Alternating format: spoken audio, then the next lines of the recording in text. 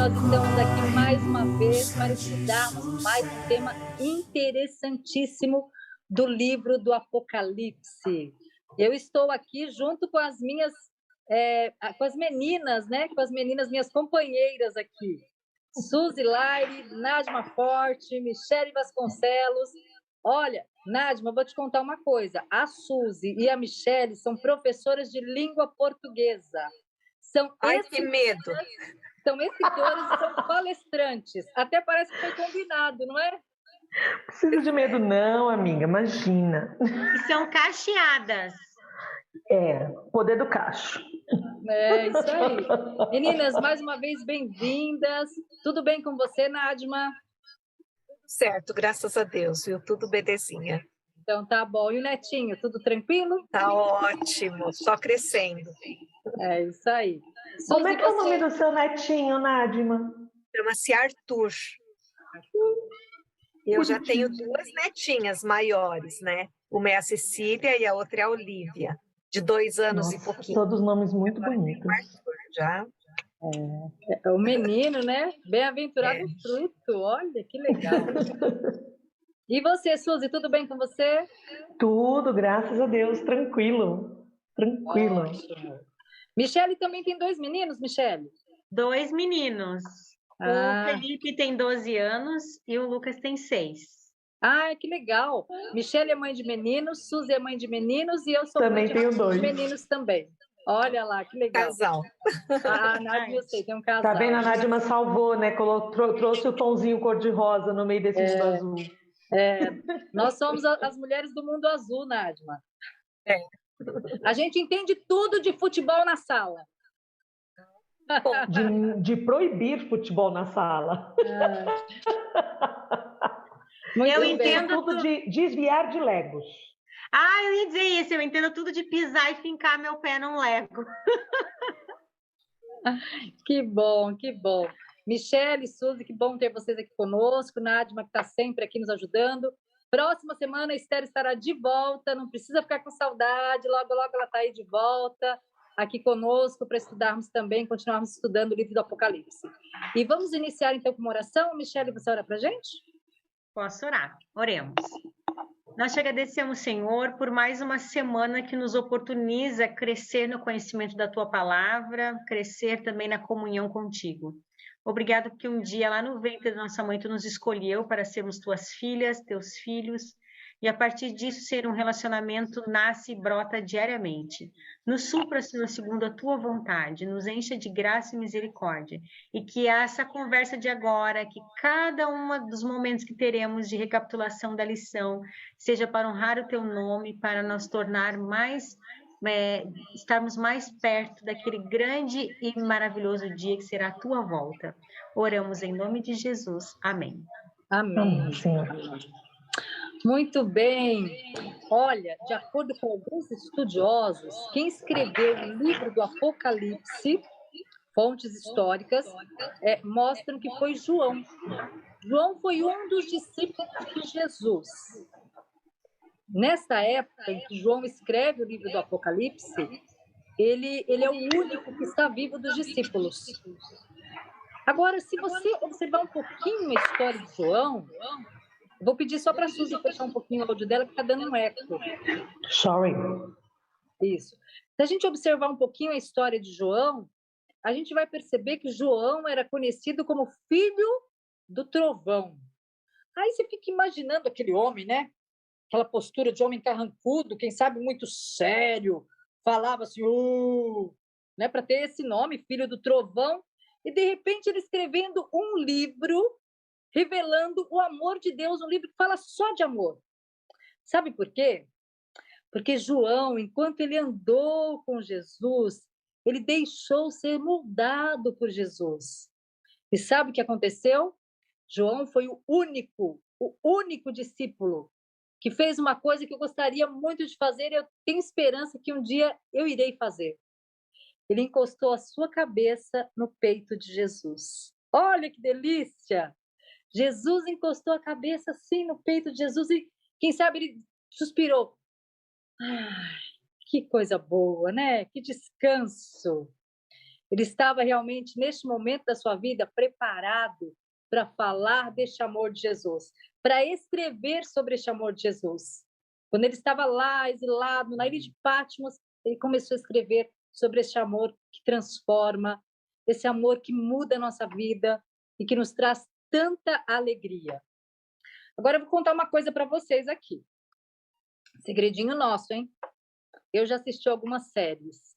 Não gosto de assistir séries, mas já assisti. Eu assisti a série do Príncipe Harry e da Meghan.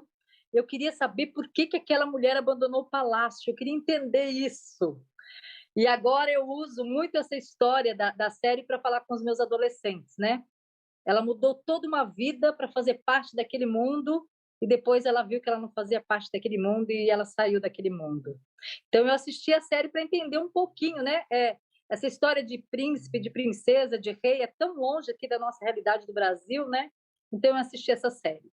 E assisti outra, vou confessar aqui para vocês. Não aconselho porque eu chorei o tempo inteiro. Eu assisti a Boate Kiss. Porque eu pensei, é uma série brasileira. Ai, vou assistir, eu quero saber como aconteceu. Eu assisti a Boate Kiss, é uma série realmente muito envolvente. Nós que somos pais, assim, nossa, eu chorei o tempo inteiro. Porque eu percebi que eles foram ali para aquela boate, jovens, da idade dos meus filhos, quem sabe, e eles foram ali porque eles queriam se divertir, eles queriam dançar. Alguns estavam comemorando o aniversário e convidaram os amigos para se reunirem ali.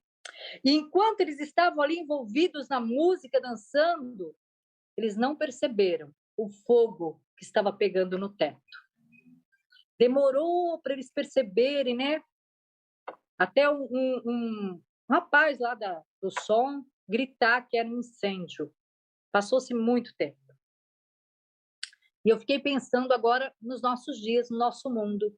Será que nós não estamos assim tão envolvidos com a nossa vida diária, com o nosso corre de trabalho, filho, marido, casa, isso e aquilo, que nós estamos deixando passar a mensagem do Evangelho eterno que nós estudamos semana passada?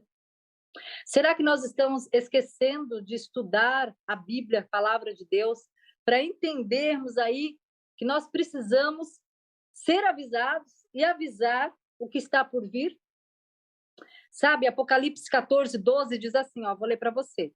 Aqui está a perseverança dos santos, os que guardam os mandamentos de Deus e a fé de Jesus. Aqui está. Que hora é essa? Que vai aparecer os que guardam os mandamentos de Deus e têm o testemunho de Jesus.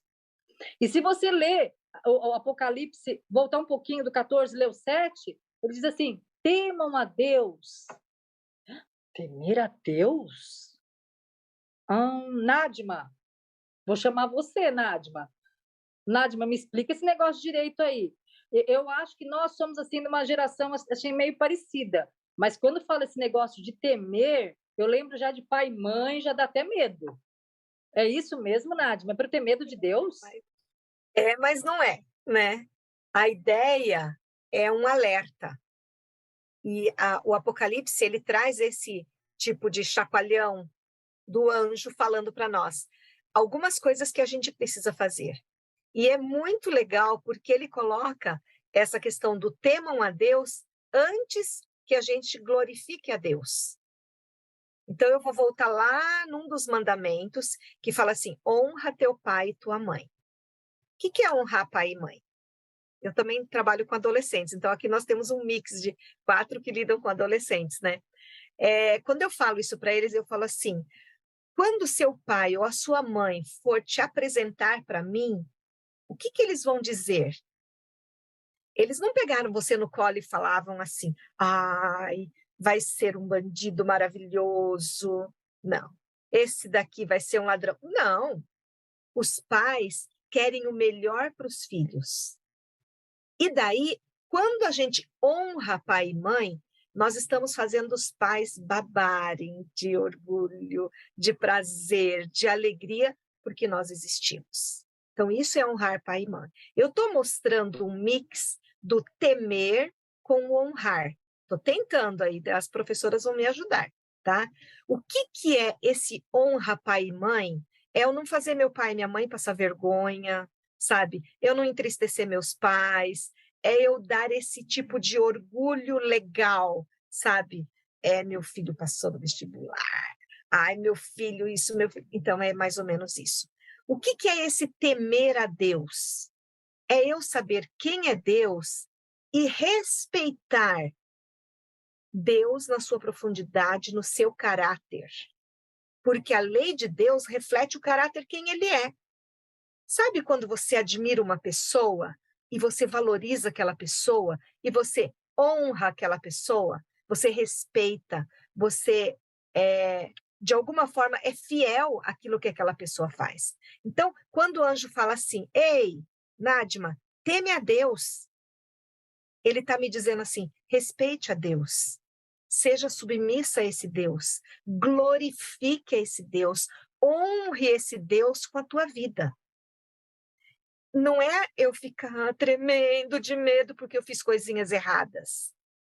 É aquele caso, né, do pai e da mãe. Quando a gente fez coisinha errada, a gente teve que chegar e falar, olha, fiz, é chato, é horrível, mas não é essa visão que o anjo está dando aqui. Não é assim, não fiquem com medo de Deus. Ele é amor. Lembra do mix? Dos is? Então, ele é amor. Ele tem compaixão, mas ele quer o melhor. Agora, eu só vou respeitar esse Deus, eu só vou saber quem ele é quando eu me aprofundar na sua palavra, quando eu descobrir quem ele é. Então, essa descoberta é minha parte. Eu que preciso fazer isso. Então, temer a Deus é algo magnífico, sabe? É você ter assim, nossa, essa pessoa é maravilhosa, sabe? Ela é incrível.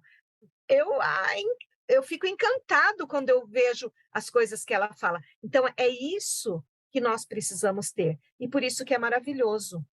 Nós temos que temer a Deus e honrar esse Deus. E quando eu pego esse gancho do honrar, eu estou indo lá nos 10 mandamentos, que é o caráter de Deus. Ele que fala, amem a Deus sobre todas as coisas, cuida do seu próximo. Então, eu estou vendo quem é Deus. Por isso que há uma grande ligação com temer a Deus e guardar os mandamentos. Nossa, Isso é Nádima, muito importante. isso é importantíssimo. Você está querendo me dizer assim, quando eu temo a Deus, que é a mesma coisa de eu amá-lo de todo o meu coração, porque quando eu amo meu pai e minha mãe de todo o meu coração, eu quero ver minha mãe e meu pai felizes, né? Os dois ali falando assim, nossa, a Ivete é uma boa filha. Ou quando você vê aquela mãe dizendo assim, meu filho nunca deu trabalho na escola. Ela chega e fala com um sorriso, assim, né? Então, olha, então você está querendo me dizer que quando eu amo a Deus, eu quero fazer aquilo que agrade aos seus olhos, aquilo que Deus gosta. E Deus deixou escrito o que ele gosta. É isso? Sim, sim. E ele deixa, e é muito legal isso. A gente pensa naquela historinha de quando a gente arrumou o namoradinho, né? E ele falava assim, eu gosto tanto quando... Vou dar um exemplo bobo, né? Quando você faz um rabo de cavalo. Oh, coitado, só ia me ver de rabo de cavalo, porque ele gostava, né? Então, nós, mais ou menos, vamos fazer um exemplo bem bobo, né? Mas, assim, o que Deus gosta? Quem é esse Deus? Quando eu conheço e sei as referências que ele me passa, eu vou fazer, mas por amor, porque eu o admiro. Então, temer a Deus é admirar Deus na sua potência, em tudo que ele é. Posso trazer uma contribuição? Estou amando essa visão que a Nádima trouxe dessa forma tão simplificada para o nosso dia a dia, né? E eu fiquei imaginando, eu tenho uma amiga que está fazendo uma viagem de motorhome nos Estados Unidos, ela está atravessando todos os Estados Unidos em família e postando fotos das mais lindas, né, do deserto do Arizona, de parques assim, gigantescos, lindos, e um pouquinho antes de nós começarmos essa conversa, ela me fez uma videochamada que ela queria que eu visse a vista de onde ela estava cozinhando. Ela estava no motorhome cozinhando, e a vista era uma montanha maravilhosa perto da Califórnia, assim, com uma cachoeira. Gente, uma das cenas mais lindas que eu já vi, porque embaixo da cachoeira era tudo neve. Yosemite. Hã? Yosemite. É. Exatamente. Aí, só que assim, embaixo neve e a cachoeira água. Então tá numa mistura de primavera com o inverno junto, sabe? Ainda tem neve, mas já tem Eu a- achei isso uma maldade, viu, Michele? Eu achei uma maldade.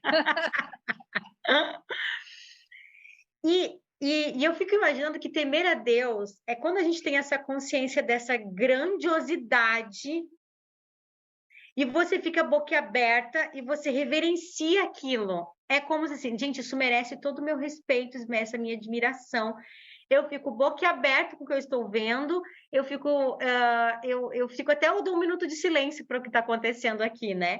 Então eu vejo muito assim esse temer a Deus com essa consciência da grandiosidade que Deus é, de todo o plano que Ele tem para nós, e a gente só consegue admirar, a gente só fica babando, admirando e reverenciando essa grandiosidade que a gente conhece. Eu acho isso assim fantástico. Fantástico mesmo. Aproveitando, pegando o gancho da Michelle, deixa eu contribuir também, falando da questão da natureza. Eu não sei se alguém teve a possibilidade de ir no Foz do Iguaçu, naquelas cataratas. Eu fui, o meu mais velho tinha 3 anos, hoje ele tem 8, então faz 5 anos, né? Eu me recordo que eu estava louca para ver. E eu sou uma pessoa que falo muito, mas, gente, do nada, perdi a fala. Perdi. Meu esposo ainda brincou, olhou para mim e falou assim: tá tudo bem? Ser calada, muito estranho isso. Porque era uma magnitude tão grande, que eu fico indignada de pensar que alguém ainda duvida da existência do Senhor com aquilo. Então, eu acho que o temer é você se maravilhar tanto, tanto, tê-lo como centro das atenções. Né? Quando você olhar para aquilo, você pensar, o Deus que criou isso também se preocupa com isso, sabe? É Então, verdade. para mim, mas quando ela começou a falar aí do Canadá, eu fiquei imaginando já a cena, gosto muito dessas cenas assim, mas eu fiquei lembrando daquelas águas caindo e eu assim, gente, quem sou Eu eu aqui? imaginei também a mesma coisa, né? A gente cozinhando lá, já pensou? Nossa! Ô, Nadma, só para eu fechar aqui um pouquinho, quando você diz assim, que quando nós amamos a Deus, nós obedecemos a Deus, nós guardamos os seus mandamentos porque é a vontade de Deus, você está falando de qual mandamento? Estou falando do caráter de Deus. E ele reflete esse caráter dentro de 10 mandamentos. Porque naqueles 10, ele sintetiza em 2 partes. Amar a Deus sobre todas as coisas e é glorificar a Deus. Quando eu digo que eu amo, eu tenho que agir com esse amor. E quando eu digo que amo o meu próximo, eu também vou agir com esse amor. E daí eu vou honrar pai e mãe, não vou matar, não vou roubar, etc. Mas a essência dos mandamentos é o amor de Deus para nós. Então, eu vou guardar os 10 mandamentos, sim, do jeito que está na Bíblia. Exatamente, né? Fantástico isso aí, né? Apocalipse vem trazendo exatamente lá no princípio, né? O que Deus deixou de recomendação lá no princípio é o passado, o presente e o futuro conversando, né? Fantástico isso. E quando nós nos admiramos dessas maravilhas de Deus, nós pensamos na grandiosidade desse Deus e como ele se importa comigo. Suzy, já que você gosta muito de falar, me diga uma coisa. Vai. Como eu posso honrar a Deus com o meu corpo, com a minha vida, assim, uma vida centrada em Deus? É tão difícil pensar nisso quando eu penso no meu corre aqui do meu dia a dia, nos problemas, nos perrengues, na conta do banco, enfim. Como eu consigo fazer isso, Suzy, na prática? Então, pensando nisso, antes de chegar nisso, a gente tem que pensar num outro termo. Nós temos, assim, o mundo prega muito do satisfazer o eu. É assim, se eu estou feliz, está valendo. Já ouviram isso? Ah, se isso me satisfaz, se isso te deixa feliz, eu quero, sei lá, eu recebo 50, mas eu quero gastar 150 porque isso me faz feliz. Então, se isso te faz feliz, aí daqui 2 meses você continua infeliz, porque você está pagando os outros 100 que você gastou sem poder, né? Então, o eu, ele acaba sendo uma espécie de Deus. Antigamente, a idolatria ela era descarada. Né? Tinha deuses que eram colocados em altares, o povo se curvava a eles e aquela coisa toda. E agora, você tem um eu muito sério, agora, um Deus muito sério, que é o próprio eu. É a perda de tempo. Então, assim, se eu quero gastar tempo na frente da minha televisão, se eu quero gastar tempo com séries, eu não assisti a série, mas os meus alunos trouxeram trechos no Reels para eu ver, da série Lucifer, né? Só pelo nome eu já não ia assisti-la. E aí eles falaram, professor, você precisa ver isso. Aí, nesse trecho que eles trouxeram, tinha uma TV preto e branco. Lembra um filme muito velho chamado I Love Lucy? Era um seriado. E ali mostra essa mulher vestida com a roupa no estilo dos anos 50, falando sobre o altar. Ela fala assim, ela é como se ela fosse o próprio Satã falando, né? Que antigamente eles tinham altares e as pessoas levavam sacrifícios para ele, sangue, essas coisas, e ele se satisfazia. Hoje o que ele mais quer é o tempo. E ele consegue, porque a pessoa ela para tudo para ficar na frente da tela, o adorando, porque vê violência, acha interessante, começa a torcer contra os princípios que Deus estipulou. E quantas vezes num filme você se vê torcendo para que o outro personagem morra, para que a justiça seja feita? Ô, Suzy, você está querendo me dizer, então, que as minhas ações refletem aquilo que eu penso? Com O certeza. outro está mostrando o meu interior. Com certeza. E se você olhar direitinho, é mais ou menos isso, porque a batalha final, o grande conflito, ele acontece aqui, ó. As pessoas estão esperando um acontecimento global, que caiam perseguições e que não, eu não duvido que possa até haver isso, mas tudo começa aqui. O que você presta atenção, o caráter de uma pessoa, quando ele é testado, um exemplo simples, se cai uma nota de 10 reais na rua e eu vejo a pessoa que eu perdeu, se eu pego a nota e devolvo, isso demonstra o meu caráter, certo? Se eu pego essa nota e guardo no bolso, isso também não demonstra o meu caráter? Só que isso não foi ali que meu caráter foi moldado, foi? Foi com os pensamentos que eu já vim colocando dentro de mim desde a eternidade. Satanás ele vai fazer justamente isso, porque a gente vive numa batalha. E para viver a vida centrada em Deus, eu preciso fazer o quê? Eu preciso me alimentar da palavra do Senhor. Eu preciso viver de acordo com o que Ele pede. Nos nossos dias isso não é fácil. Como a própria Ivete comentou antes, nós temos atividades mil que nos engolem, que nos sugam a energia, que fazem com que a gente fique esbaforida, exausta. Sexta-feira mesmo eu fui parar no pronto-socorro. Eu cheguei na quinta-feira do trabalho, eram 2 horas da tarde, e eu tenho rotina com os meus filhos e eu não consegui seguir. Por quê? Eu morrendo de fome, não tinha almoçado. Falei, vou tomar um banho e vou descansar. 10 minutinhos. Gente, acordei era 15 para as 6. Meus filhos me chamaram e eu não acordei. Na sexta-feira eu não consegui trabalhar. O que eu fui fazer? PS. Cheguei lá, você está desidratada. Misericórdia! Como eu não reparei que eu estou desidratada? Você está com exaustão, você está desidratada. Em resumo, bolsa de soro, medicamento, porque eu queria vomitar, eu não tinha o que vomitar também, porque eu não consegui comer. Enfim, a nossa vida está tão assim que eu esqueci de beber água. Gente, eu esqueci de beber água. E se eu esqueci de beber água, que é uma coisa que meu corpo me lembra, imagina sobre centrar minha vida em Cristo. Então, deixa eu entender aqui. Se eu escolho beber água ou não, eu escolho ter a mente de Cristo. É uma escolha. É uma escolha. É uma escolha. E tem que ser racional. Sabe uma coisa que eu acho interessante? É quando ele fala assim que... Cadê? Achei aqui. Que o nosso culto a Deus não é igual ao culto que se faz para o inimigo. O inimigo ele faz um culto emocional, porque ele te enreda, te enreda, te enreda, e ele te amarra. O culto para Deus tem que ser racional. Você tem que ter noção do que você está fazendo por ele.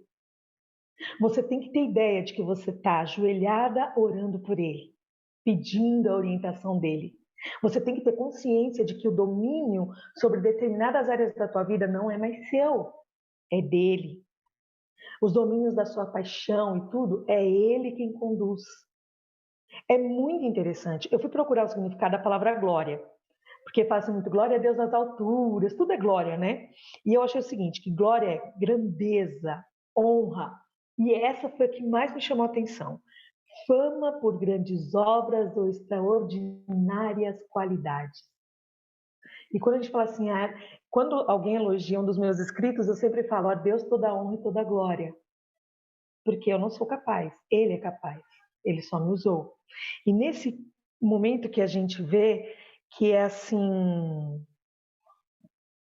nós temos que nos entregar por inteiro. É nisso que fala assim que Deus é um Deus zeloso, Ele não aceita nada pela metade, né? Porque você tem que se entregar por inteiro. Tem uma palavra grega no Novo Testamento que é somata, que significa, a tradução adequada é a totalidade de quem somos, corpo, mente e emoções. Se você deixa de entregar um desses três, você não consegue servir a Deus racionalmente. Por isso que quando você decide se batizar, por exemplo, é necessário que você se entregue a Ele por inteiro. Não pode ser uma coisa emocional. Hoje eu senti a presença do Espírito Santo, descerei as águas. Amém, irmão. Mas continue a caminhada. Ou seja mais sábio, irmão. Estude a Bíblia primeiro. Perceba que sua vida de agora em diante mudou.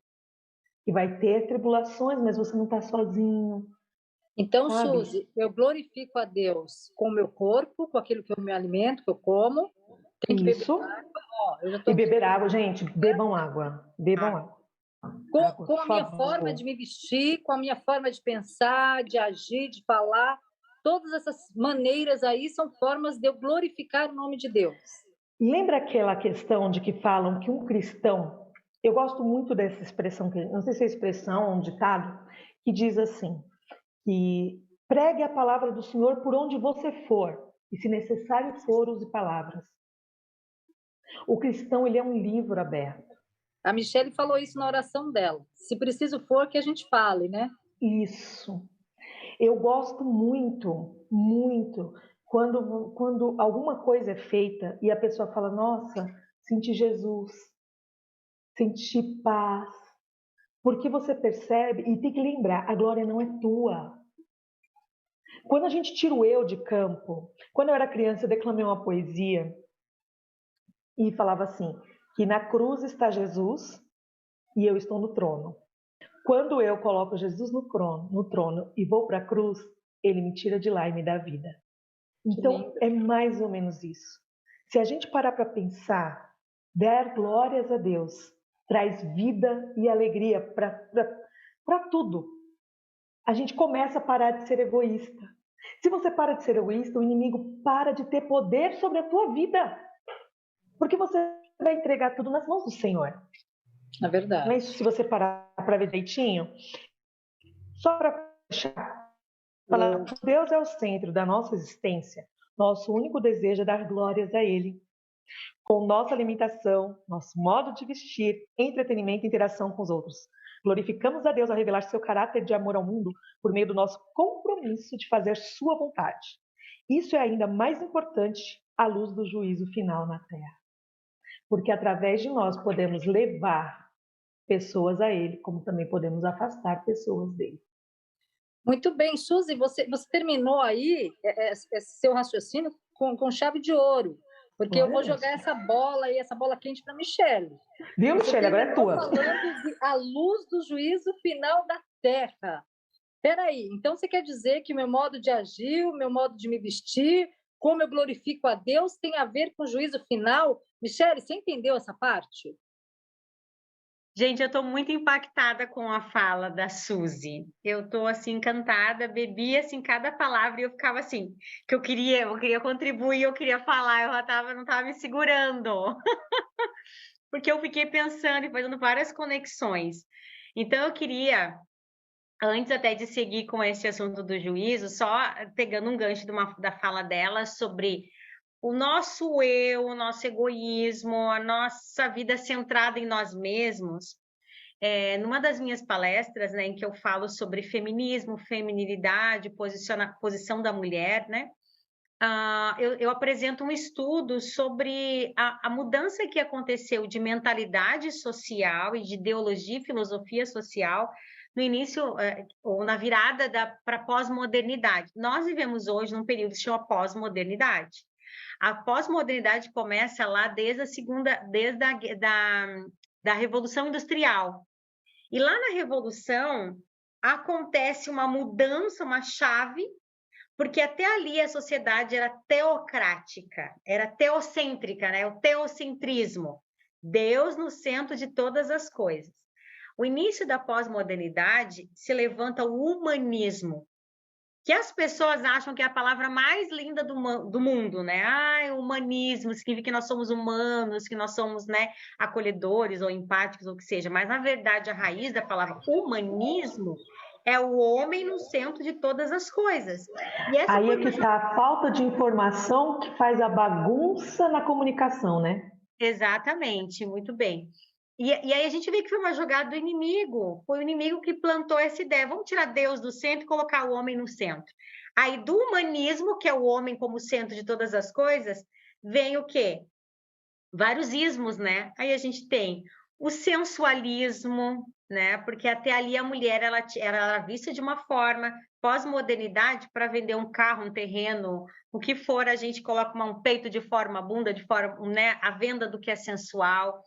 Existencialismo, a minha busca por existir, um misticismo, transcendentalismo, feminismo, socialismo, todos esses ismos, eles vêm de um guarda-chuva, são todas vertentes do humanismo. É a tentativa de colocar o homem como centro de todas as coisas, é o meu querer, né, que está em jogo. E ela, quando falou dessa coisa do culto racional, eu já me lembro, assim, essa ideia do misticismo, ela é uma ideia que, inclusive, nós, como né, igreja, temos que cuidar, porque parece que o bom culto é aquele que eu chorei, que eu me arrepiei, né? Um bom sermão é aquele que eu saí em lágrimas, quer dizer, é a perda da minha capacidade de raciocinar, observar e tomar decisões, né? Ser levado pelas emoções. Então, tudo isso são tentativas do inimigo de continuar alimentando o nosso eu, o nosso ego. E aí vem a Bíblia dizendo assim: agrada-te do Senhor e Ele satisfará os desejos do teu coração. Então, assim, para eu ter os meus desejos atendidos, não são os meus desejos, é os desejos dele, porque quando eu agrado o Senhor, significa que eu estou conectada ao querer dele, é o querer dele que importa, e isso é muito importante. Porque para viver esse juízo final e nós sermos mais do que vencedores, a gente precisa desenvolver algo que a gente chama de fé, né? E a lição trouxe esse ponto. Michele, posso contribuir só com uma coisinha? Bora! Que é assim, quando você decide querer o querer de Deus, você automaticamente está trazendo para você os maiores benefícios. Porque o nosso querer é falha. É igual uma criança. A criança ela detecta que está com fome, mas na cabeça dela, biscoito é comida, chocolate é comida, Exato. não é? Doce é comida. É o adulto que sabe que aquilo não é comida. Que uma fruta vai alimentar muito mais e vai saciar o desejo pelo doce. Que uma torta salgada vai valer muito mais do que se ele comer salgadinho. E Deus ele olha para a gente do mesmo jeitinho. Eu amo esse verso que você falou, é o meu versinho do coração, Salmo 37:5, porque ele satisfaz os desejos do meu coração, mas é difícil pôr nas mãos dele, porque a gente quer ter o controle. Mas realmente, quando você racionalmente entrega na mão de Deus, dá certo. Amém. Dói, mas dá certo. Exato. A gente não quer o processo da dor, a gente quer a vitória, nós queremos ser vencedores sem viver o processo do quebrantamento, né? É um dos livros assim que me impactou muito, eu acho que faz uns 2 anos que eu li, e depois disso eu leio todo ano, ele é bem fininho, tiquititinho, tá na minha estante, tá ali, que é Ego Transformado, do Timothy Keller, né? Um livro tão pequeno e tão profundo, que fala desse ego nosso, como a gente precisa ter esse quebrantamento. Então, hoje o mundo quer amor próprio, a gente tem que se amar mais, né? Ame-se, é o que o mundo está dizendo aí para nós. E a Bíblia, quando ela fala de amor próprio, quando ela fala de amor, ela fala negue-se a si mesmo e não ame a si mesmo. Gente, isso não é fácil. É fácil amar a mim mesma, agora eu negar o meu eu, né? Não é fácil. E para sermos vencedores, que é o que a lição apresenta, os vencedores do Apocalipse, eu preciso entender que é a fé de Cristo que me torna vencedor. Então, assim, todos querem vencer. Isso é uma necessidade. Todo mundo quer ser vencedor, né? E eu vejo, assim, os meus filhos, né? O meu maior, muito competitivo. Agora coloquei ele no futsal para ajudar ele, né, a perder, a aprender a perder, a jogar em equipe, porque ele quer vencer, né? E eu lembro quando a gente jogava esses jogos de tabuleiro, ou seja, um Uno, né, algum joguinho assim com ele, que quando ele perdia, ele não valeu, não é assim e tal, porque não aceitava perder. Nós nascemos para sermos vencedores, essa é uma verdade. O mundo hoje dos coachings, do Instagram, do positivismo e etc., vai sempre trazer uma receitinha mágica para a gente ser vencedor, né? Ó, siga essa receita aqui, 5 passos para você ser vencedor, né? Então, é o milagre da manhã, aí cada hora, cada momento da sociedade tem a técnica, né? Tem uma novidade que vai fazer você ser vencedor. E a Bíblia é muito clara. Apocalipse 14, 12 diz assim: aqui está a paciência dos santos. Aqui estão os que guardam os mandamentos de Deus e têm a fé de Jesus.